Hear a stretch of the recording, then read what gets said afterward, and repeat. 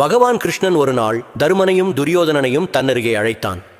உங்கள் இருவருக்கும் ஒரு வேலை தரப்போகிறேன், அதை நிறைவேற்றி தர வேண்டும் என்றான். என்னவென்று வினவிய போது, தருமா, நீ இன்று மாலைக்குள் ஒரு கெட்ட மனிதனை என்னிடம் அழைத்து வா என்றான். பிறகு துரியோதனனை பார்த்து, துரியோதனா, நீ இன்று மாலைக்குள் ஒரே ஒரு நல்ல மனிதனை என் முன்னே கொண்டு வந்து நிறுத்து என்றான். இருவரும் புறப்பட்டார்கள். மாலையும் ஆனது. இருவருமே யாரையும் அழைக்காமல் வெறுங்கையோடு வந்து கிருஷ்ணன் முன்னால் நின்றார்கள்.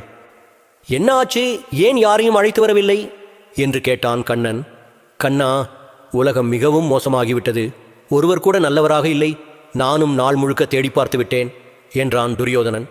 நீ சொல் தருமா என்று கேட்டான் கிருஷ்ணன். கண்ணா, உலகம் எவ்வளவு அழகானது, நான் கண்ட மனிதர்கள் எல்லாம் அத்தனை நல்லவர்களாக இருக்கிறார்கள், ஒவ்வொருவரிடமும் ஏதேனும் ஒரு நல்ல குணம் இருக்கிறது, கெட்டவர்கள் என யாருமே இல்லை என்றான் தருமன். கண்ணன் சிரித்தபடி சொன்னான், தருமா, துரியோதனா, உங்கள் கண்கள் வழியே இந்த உலகை பார்க்கும்போது உங்கள் மன எண்ணங்கள் தான் அனைத்தையும் தீர்மானிக்கிறது. துரியோதனன் மனதில் கெட்ட எண்ணங்கள் நிறைந்துள்ளதால் பார்க்கும் மனிதர்கள் எல்லாம் கெட்டவர்களாகவே தெரிந்தார்கள். அதனால் அவனால் ஒரு நல்லவனை கூட கூட்டி வர முடியவில்லை.